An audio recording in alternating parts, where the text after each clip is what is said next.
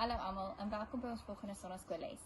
Oor die laaste paar weke het ons gepraat oor verskillende goed. Ons het gepraat oor hoe om by ander mense uit te kom tydens lockdown, hoe Jesus se liefde moet versprei en nie net by ons bly nie.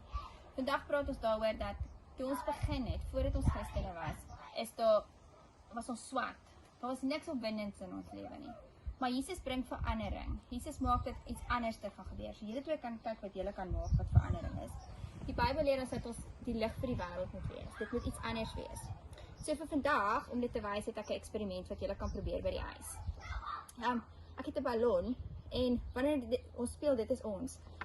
Wanneer ons begin is dit net, daar's niks opwindends aan ons nie. Niemand wil regtig na ons kyk nie, niemand wil regtig met ons speel nie. Maar wanneer ons kom en ons word vol van Jesus se liefde en ons probeer om meer en meer soos Jesus te wees, kom die verandering waarvan Jesus gepraat het.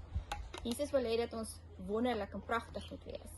So kom ons kyk of ons die verandering kan sien.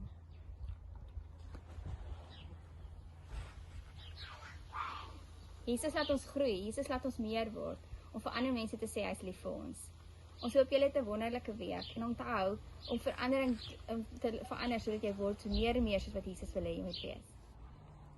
Hailey en Ethan is besig met 'n prentjies te maak en soos wat ons gesê het, jou lewe begin swart, maar met Jesus in jou lewe verander jy. En dan kom verandering al hoe meer hoe liewer jy vir Jesus word. En die kleur en die mooi van die lewe kom uit. Onthou om vir ander mense te wys hoe jy verander en die verandering uit te leef in jou lewe.